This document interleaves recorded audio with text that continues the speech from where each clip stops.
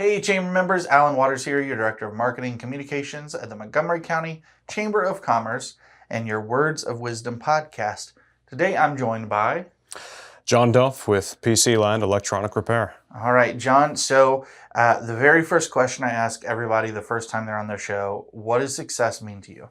That's a good question. I guess I think about it a lot. So success to me means that, well, for one, I'm able to achieve my goal of the business functioning self-sufficiently, but two, being able to, have a homestead. That's been my dream for a long time. But a third aspect of that is making sure that I'm able to provide competitive enough pay that my staff will never want to leave. Which is always a challenging goal, especially Yes. as things are moving and shifting. So I'm going to get into more of that a little bit later, but first I kind of wanted to dive into the you aspect.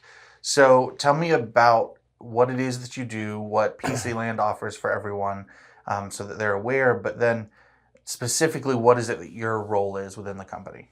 Absolutely. So I'll start with some of the different things that PC Land does. Truly, we're a business that has kind of three different areas of focus. Our first and original focus is consumer electronic repair. So what does that look like? That looks like support for college students in the local community whenever they have a issue with their devices, whether that be their phones, tablets, laptops, desktops, whatever the case may be. Upon taking ownership, we wanted to broaden the range of services we offer. And so we expanded that to electronic repair. So we've had the pleasure of working on everything from, garage door openers and of course computers, all the way to X-ray equipment and aircraft at this point. So we really have a fantastic community, and they come to us with all kinds of different things. We've seen little toy carousels, microwaves. I stay away from appliances. That is not an invitation to bring your refrigerator to me, but no, we've seen a lot of it. And so that's really our primary area of business that is stable right now, and we think it's grown to about the point where it's going to get to. The two other areas that we've recently expanded into, first being low voltage cabling. So we run networking cables, audio cables, and put up security cameras and equipment for local businesses, some residential customers, but primarily it's a business-to-business facing area of the business. Lots of business. And then let's see. Area number 3 is, of course, our IT solutions side. So that's going to be our business-to-business managed service provider program, in which we serve a number of businesses, and the New River Valley is their IT team. So whether that be managing their networking equipment, keeping their computers secure, or simply being there whenever there's any kind of issue. A computer goes down, a program isn't working as it should, they're having trouble getting a third-party device to set up. And those are really the 3 primary areas of the business, and that's what we do day to day. Now, getting to the second part of your question as to what my role looks like. As a business owner, my role has evolved a lot over time. When we first started out, I was primarily training our technicians, doing kind of the grunt work with them, as well as managing our inventory, keeping our retail stores happy, while my business partner, Bill Strollo, primarily handled the business-to-business and community relations side, as well as everything else. As we've continued to develop, we've been able to train up our staff members to really function independently of us on the retail and consumer-facing side of the business. And so at this point in time, although I do occasionally oversee our retail consumer side of the business, my primary role is with our B2B side. So that's going to be meeting with clients regarding what their IT needs are, see how we may be able to work together on different projects, whether that be a long-term relationship in which we're serving as their IT team, or a shorter-term project relating to low voltage cable runs.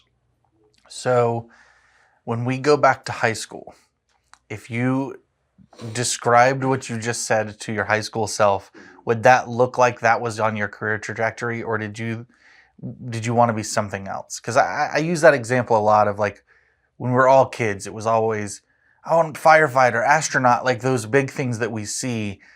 And I think for a lot of us that carries through to a degree through high school because you don't realize really what is out there in the world. I mean, there are kids graduating today that those jobs don't exist yet. Yep. So when you were starting this journey, where was that? Where did you think you were going? It definitely wasn't where I am now. All right. I'm a pretty bullheaded person. I have to jump in and figure out for myself if something's going to be a good fit or not. And oftentimes I have to make the mistake to really learn my lesson. And, as a kid, I wanted to do so many things. I wanted to be the president, be the pope, be a nuclear engineer. President, pope, nuclear engineer is like one really good resume. That is So, a really that's a great good resume. I don't think my current resume could quite stack up to that level. But no, I mean, I wanted to do a lot of different things. And in high school, first I grew up in Williamsburg. We had a lot of military families there, and they were fantastic. They were people I looked up to. And so I thought that is what I wanted to do. And so I got through high school, I had a blast, and I went to Virginia Military Academy for most of the first week. I call it Hell Week. It was quite a time.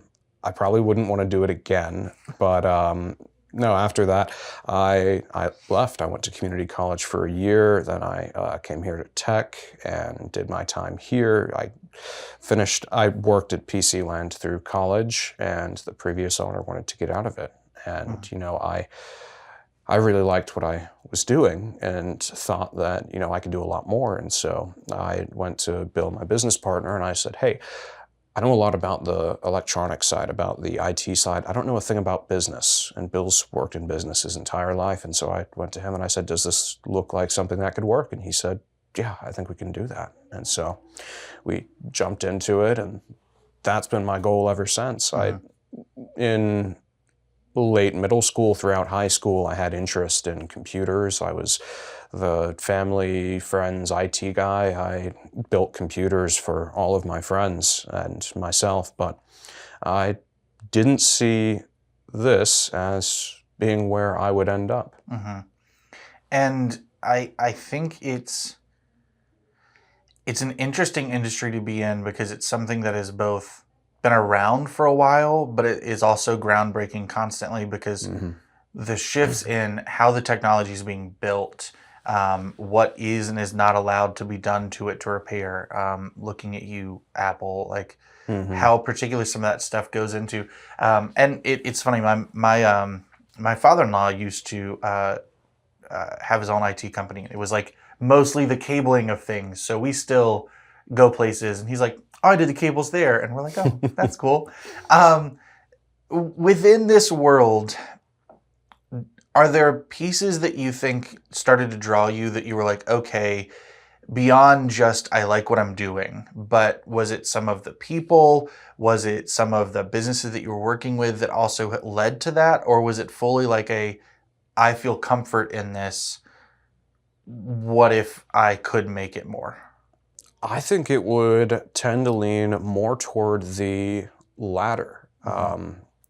It was something I felt very comfortable in, something I thought I was rather good at.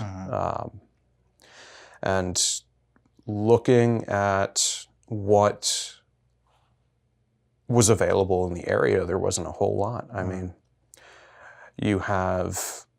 we don't have very many competitors in the area. I mean, it helps the business, but it's not great for the consumer. We have, for your average consumer, there's Best Buy, and they charge quite a bit, and you're not getting your device back any soon. I personally think they've really lost touch with a lot of their customer service side. I understand the need to have, kind of corporate scripts that you go down in order to ensure that every customer is getting the same experience, that everyone's following the guidelines that you have to abide by as being a vendor for their products. But it doesn't make for a great experience when somebody has a very simple issue. The same goes for AT&T and Verizon stores around here. They also have their checklists that they have to go down. And looking at how happy people were to have an option that's local, that isn't some massive corporate entity that has so many layers of red tape that you're never going to speak with a person who's actually working on your device. It provided us, motivation to continue to say, this is a space we want to be in. This is a space that we think we can thrive in, simply because we're not locked behind red tape. We're just some people who want to help you fix your device, and we're right there in the store. I think the customer service aspect goes a long way for companies of all sizes. I mean, it's something that makes or breaks a company, I think, really, when you get down to that relationship management. Kind of taking half a step back, but not fully, you said it was the comfort, but now that you're in a different leadership position and you're having to break away from some of those comforts, what have been those transitions for you, over the past, was it 2 years? Let's see. I mean, it's a little over 2 years, coming on 3. And so where some of the people you may have been used to, you may have worked alongside of before, going from that to being the business owner, what are some of those transitions and the things that you've learned about yourself, but also as you're dealing with others, that you think back and can go, wow, that was a big shift for me personally? I think the biggest jump for me was going from the role of a technician to a business owner, because even before I owned the business, certain days of the week, it was just me. I ran the store alone. I handled all of the customers. I handled all of the repair. When we first took ownership, it was myself and just one other technician, along with a store manager. And I was primarily responsible for making sure everyone's devices were fixed, that they got out on time. I was an owner, yes. There were some other aspects I oversaw, but that was my primary goal. Going from that role as a sole technician to then managing technicians, once I increased staff to 3, 4 more techs, I wasn't needed there. I had people that were going to be repairing devices. They were assuming the responsibility of making sure that everything got out on time. We still had our general manager ordering parts, and so it started to run without me. And then the question was, okay, well, I have time to do this other stuff, but what do I do now? I mean, it was kind of hard to break away from something that I had spent so much time doing. You're so used to being the doer that once you're no longer just that, and you have to then go, great, how much of my time goes into the bills that I'm having to be paying here? I feel like that shift is obviously monumental, and it seems like it was a slow process and shift change for you. But now that you are there, how do you also balance that fact of, I know how to do it, but I have to give you the trust that you have to work through your own process? Because I'm sure that it's a little more particular when it comes to the IT and the actual fixing of electronics, because you can't deviate too much from the system. But how did that play into, like, was it natural, or has that been something you've had to go, okay, you tell me, or vice versa? Training people and getting comfortable with my technicians takes me a little while. I am not great at training people or teaching people how to do what I do. There are certain processes, how to install Windows, how to troubleshoot these particular issues, that I can teach. But at the end of the day, you have to be good at troubleshooting. And it's very hard to teach somebody how I troubleshoot. It's hard to teach for somebody to teach me how they troubleshoot, because we all have different areas of information that we can pull from. And to teach somebody your process of troubleshooting, it's almost as though you have to get them up to date on the different knowledge bases that you pull from. And so in terms of letting go of that responsibility to my technicians and what that felt like, what that looked like for me, I tried a number of different things. I tried writing a manual, a procedural guideline for every single issue that I could imagine. And that helps in some cases. I've sat there and held hands for a little bit, but honestly, what seemed to be the most effective for them and for me in terms of time was kind of a trial by fire. I'll be around if you really can't figure something out, but you have to get in there. You have to figure out what to do. But more than that, you have to know what to do when you don't know what to do. So if you're in a situation and there's a problem you've never encountered, there's something looks odd, you have to know how to guide yourself through that situation. And the only way you get to know that is to kind of step into it. Sometimes putting yourself in a situation from which you need to figure something out, you had no prior planning, is the best way to learn. It makes me think, I saw only this week actually, that described the different ways in which you can get through a maze. And that there are some methods that people will say, this is my tried and true, I've always got my left hand on the wall. And it was talking through how with some of these, there are adjustments that can be made where you can go through and be having your left hand on the wall the whole time. You'll never find the solution.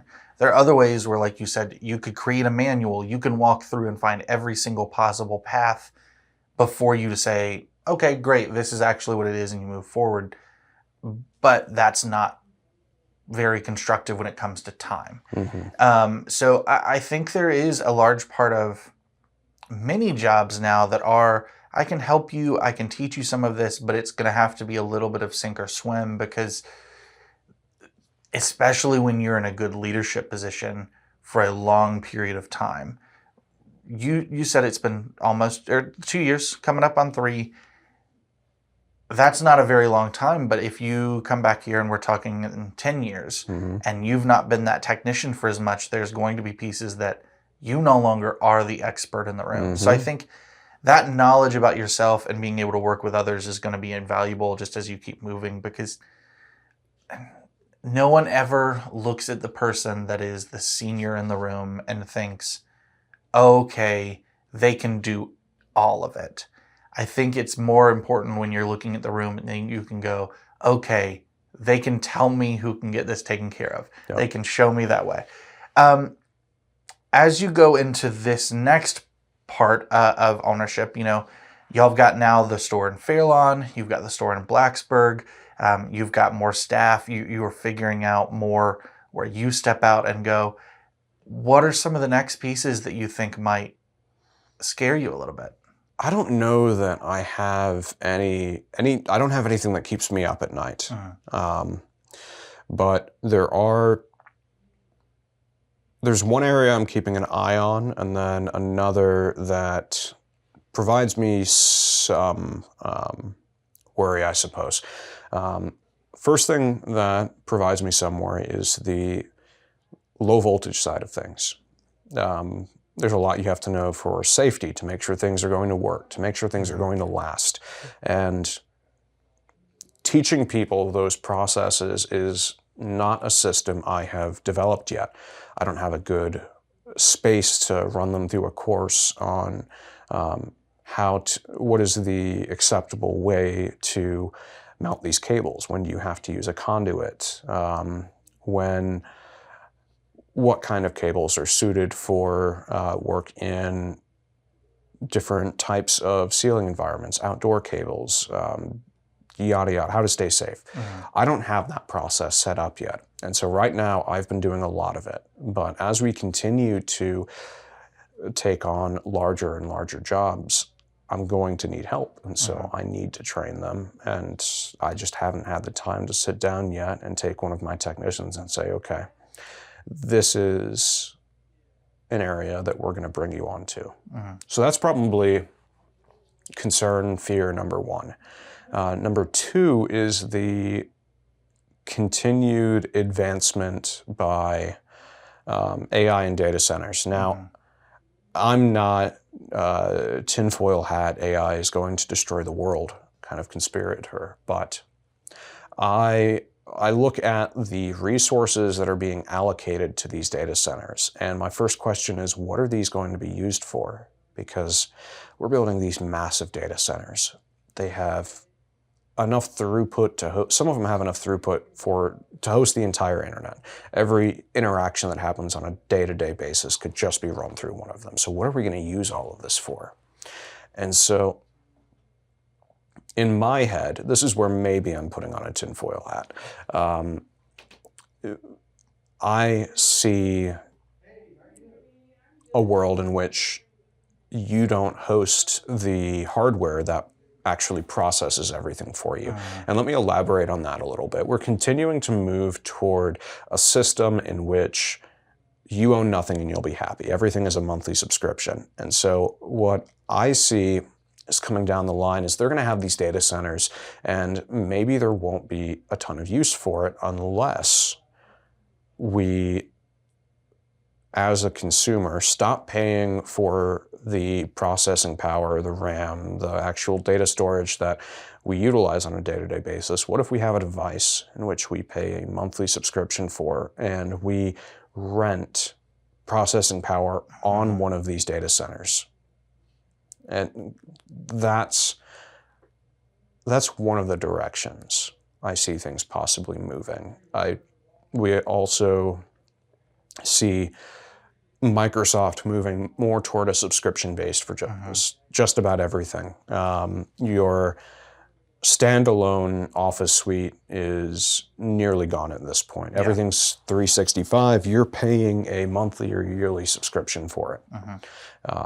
You can still get a perpetual license, but it's not for anything recent. There's no 2025, 2026 perpetual Office license at this point.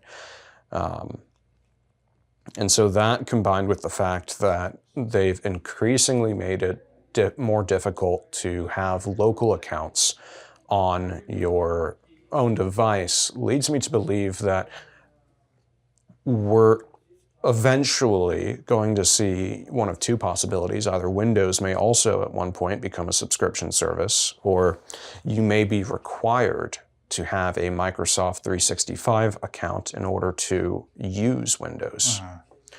And I see both of those as possibilities. I've tried to prepare for the latter of those by getting my team more familiar with Linux and offering some different Linux distributions for our customers, so that they can see Linux isn't some crazy console where you have to know every single command in order to actually use it. It can have this GUI that's familiar, that looks like Windows, that isn't that much of a jump, that isn't going to charge you yearly in order to use it. As for the data center portion, in which we may reach a point where we don't actually own our devices anymore, that's going to be a bridge we have to cross when we get there. When we do, if and when we do move to that point, there won't be too much to really do on the repair side. It probably won't be worth it. And so we may see kind of an end to the electronic repair side of the business. And so by that point, I just have to make sure we've invested enough into the business-to-business and low-voltage wiring sides. Well, in the second half of this, we're going to talk a little bit more about AI because I was like, can't talk to someone in the tech world and not. So we're going to take a quick break, but when we get back, I want to talk about AI and adaptability. Absolutely.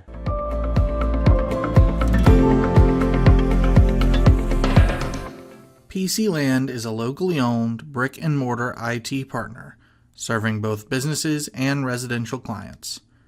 They provide essential technology services, including managed IT support, networking, cybersecurity, data recovery, and hardware repair.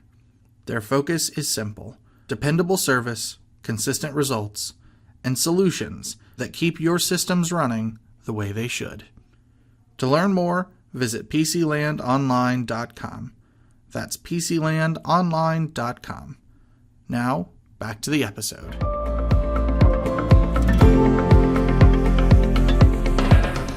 All right, so we are back. Before I dive fully back in, though, I actually want to thank Carter Bank for being our podcast room sponsor, making this podcast possible. So thank you, Carter Bank, for that this year. All right, so AI is, like you mentioned, I think one of the buzziest buzzwords and the scariest things. It is both the devil and the angel on our shoulder. It's all of that combined, it feels like right now. And the data center, I think, is a big question on a lot of people's mind. Partially, it's been in the media more. There's been discussions of things, nearby in Pulaski, up in Botetourt.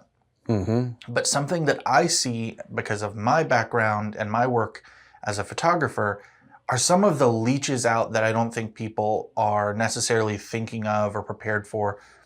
Not on fault of their own, they just don't know. Mm-hmm. So for us, it's memory cards, it's solid state drives, hard drives. The prices now are double what they were last year. Now that they're double, I don't see them ever coming back down. What are some of those pieces that AI and data centers and some of this technology are using, and how do you think that starts to impact things like supply chain? How is that impacting the access we have to technology and the repair side in a cost-worthy manner? That is a very good question. It's something we've been seeing for a while now, and this is the first time we've ever seen anything like it. There have, of course, been shortages in the past due to supply chain issues or batch issues that have made prices skyrocket for a bit. I mean, over the COVID period, we saw GPU prices skyrocket, and that's low supply, that's scalpers, that's a whole slew of things. But this is really a twofold problem. Because number one is we've actually seen some manufacturers drop or reduce stock, or reduce production rather, of their consumer lineups. NVIDIA, as probably one of the largest players in this game, they used to make all of their money through consumer sales of graphics cards. That used to be their bread and butter. You can look at their income over the years. Pretty much all of it was consumer graphics cards. But recently, I can't recall exactly what year it was, we saw a slight increase on the kind of AI or data center market that made a noticeable pip in their income. And then I don't know if it was the next quarter or the next year, we saw them 3x what they were getting from your regular consumer as opposed to what they were getting for the data center work. And at this point in time, they make a disproportional amount of their money on data centers as opposed to the consumer side. It is a far smaller fraction at this point. And so what they've done, I mean, they made the right business move, or the logical business move, I suppose, is they've decreased their production of consumer GPUs in favor of producing hardware for these data centers because they get so much more for them. And it makes sense for them and for a lot of different companies because you have these fabrication plants located throughout the world. And maybe this fabrication plant can, significantly shrinking numbers here, maybe they can produce 500 of this chip a year. Well, maybe NVIDIA's getting 400 of them. This is one chip, and it's a necessary component for consumer graphics cards and for data center use. And I mean, if they put those chips on a card for data center use, maybe they're earning $500 a chip, whereas if they put it in the consumer markup, maybe they're only making $100. And so for them, it makes sense. We've seen similar work with Crucial. Crucial was a very large, they used Micron chips. They were a very large distributor and producer for consumer RAM, consumer SSDs. All of this is using a chip called NAND flash. NAND flash is necessary for that solid state storage that you mentioned earlier, and they've gotten out of the game because that can be allocated toward data center use, AI use, and they can make a lot more money. In preparation, we've seen a lot of these data centers say, okay, we know we need a lot of this in order to make it happen, but we're worried our competitors are going to absorb all of it. They were afraid there was going to be a shortage. And so they bought out much of the stock that was on the market and caused a shortage. But that wasn't quite enough. So they went to the manufacturers and they bought future production of these chips. So you already know supply chain is going to be adjusted for a while. Yes. So within this, also speak to me about, because I think it's easy for people to go, I'm not going to be building a computer anytime soon. I don't really need anything that is that much. I just need a Chromebook. It's still going to impact that, right? Like there's not necessarily an industry within the tech world that is quote unquote safe from these, because when you get to the nuts and bolts on it, a lot of the nuts and bolts are shared components, right? Yes. So I wouldn't say there is any industry that's using modern computer hardware that is insulated from these effects. Every single computer, it needs somewhere to store your data, and it needs RAM or memory to hold your data in a fast mediary buffer. The price of everything has and will continue to increase. Now, Chromebooks are kind of a slightly more special case because Chromebooks aren't really repairable. They're not really worth repairing because they're so cheap, and the cost of actually repairing them requires fairly skilled labor. And so it's not worth, at least right now, it's not worth their time to actually go in and repair it, primarily because most everything is soldered to the main board on a Chromebook. If you look at more expensive kind of business, even consumer grade laptops, you'll see that there's a lot that's removable, not as much as a desktop, but you can take out the memory, the RAM. You can take out the drive. But with modern laptops, and especially Chromebooks, as a space-saving and cost-saving measure, we're seeing these chips soldered directly to the board. They're rather difficult to remove if you haven't explicitly trained in doing that. If you don't have the equipment to do it, it's impossible. It saves money, but again, there's a lot of labor that goes into repairing them, and when you look at the price, it's just not worth it. So we will see prices increase in everything, and we have seen prices increase. We were quoting servers to some other local businesses toward kind of West Virginia, and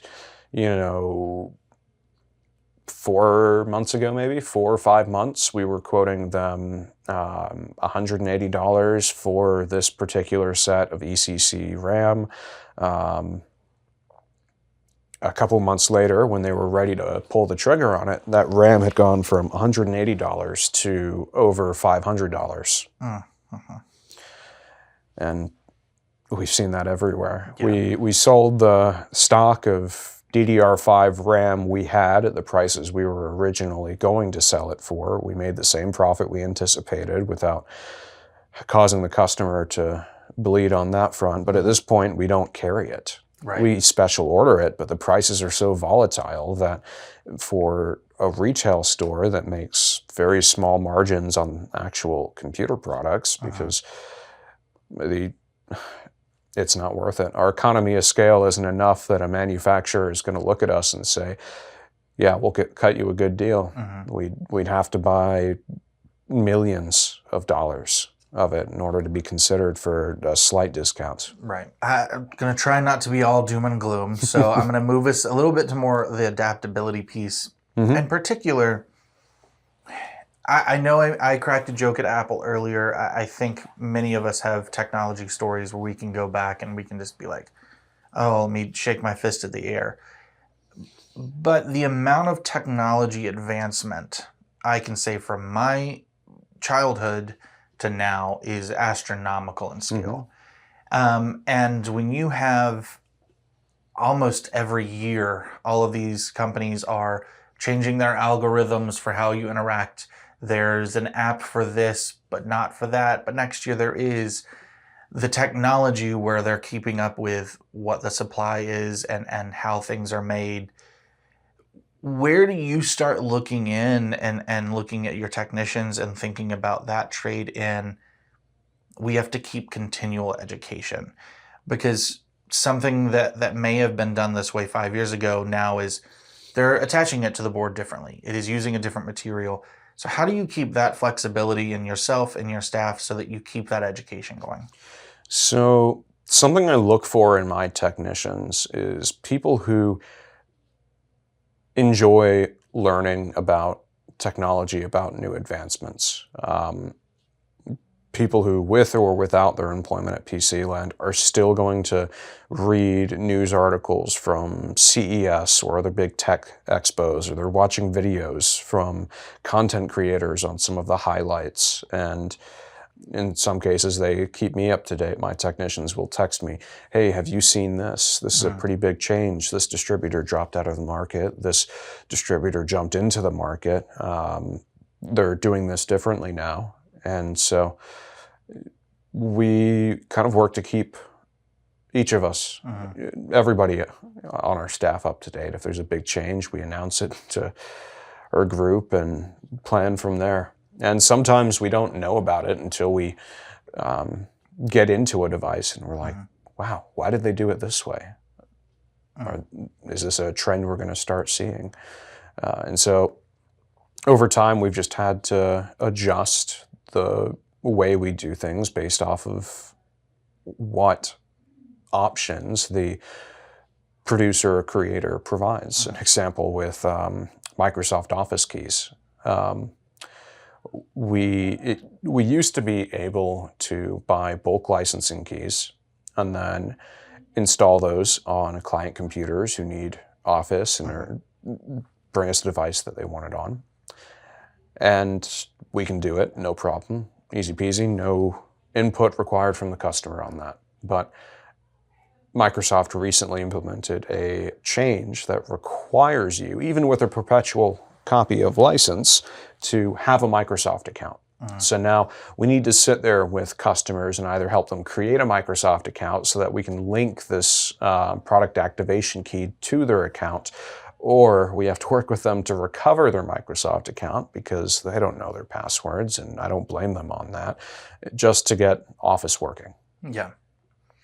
Within that same, are there things that you are starting to realize or starting to recognize similar to Chromebooks of like, this just doesn't make sense, whether that be the cheapness of the materials or I think about, this is my tinfoil hat moment, I think the planned obsolescence that comes into a lot of our modern technology, when does that start to impact you too? You know, if someone walks in, obviously with a 2025 iMac versus a 2015 iMac, where do those start questions coming of, well, I can do this, but it's never going to be XYZ?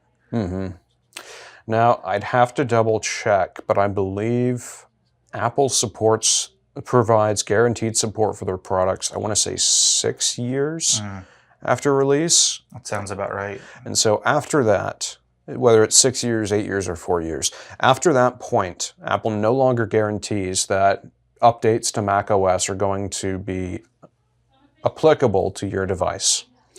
It is at that point. Sometimes you'll continue to get security updates for a little bit, but it's kind of, don't really know. You know, you take care of a well-made laptop, it could last you 8, 10. The longest I've seen one last is 15 years. I think the bigger contributor that I see is poor quality of materials, both internal and external, that are leading to laptops to fail more frequently. I've done this for 6 or 7 years now at this point, and I don't personally see any like kill switch in a laptop that's just going to say, okay, it's reached this age, decrease the performance by this amount. Right. But what I do see more often than not is just poor quality of materials, plastic that gets brittle over time and cracks. One of the biggest issues we see with HP and Acer laptops relate to the hinges where they're secured to the screen, because you have this metal hinge that has a metal rivet that the screw is secured to keep the hinge in place, but all of that's secured to a very cheap plastic backplate. It gets brittle, it cracks over time, and eventually you have a hinge that becomes disconnected from the back of your screen, and when you go to close it one day, if you're not careful, it'll pull your screen part of the way out and crack it. And so it's through attempts to make laptops cheaper to manufacture and to keep them competitive with the consumer that we see a lot of these issues start. Well, any parting words of wisdom you have for us? I'd say sometimes you just have to kind of jump into a situation, and so long as you know how to teach yourself and generally what you're supposed to do, that's going to be the most educational experience that you could find yourself in. Sometimes a humbling experience as well, but it would be a great learning moment for you if you think maybe you can do something, maybe you're not quite ready for something. Just jump in and see what it looks like. Awesome. There have been many areas where I may not have jumped in directly to the business-to-business side or the low-voltage cabling side if the opportunity hadn't presented itself and Bill said, hey, jump. Yeah, let's do it. Well, tell everybody where they can find PC Land and all of that so they can use you or follow up with you, John. Absolutely. So you can reach out to us directly through our website. We have a messaging portal, and we read through all of those. It's been a little chaotic recently, so our response times are right now 1 to 3 days. Typically, we try to get those done same day, though. In terms of our locations, we have a location in Fairlawn and Blacksburg. Blacksburg, we're located at 1333 South Main Street. So we're right there by Our Daily Bread, across from the Cookout and Kroger. In Fairlawn, we're just across the bridge from Radford, similarly in the same shopping center as the Kroger and Rural King. We're kind of tucked into the corner right there next to the movie theater. Awesome. Well, thank you so much, John, for being here today. Thank you so much, listeners, for listening along. Please make sure you like, download, subscribe, follow all the things in order to not miss any of our content coming out from the chamber. In the meantime, go out, invest, connect, engage, and prosper.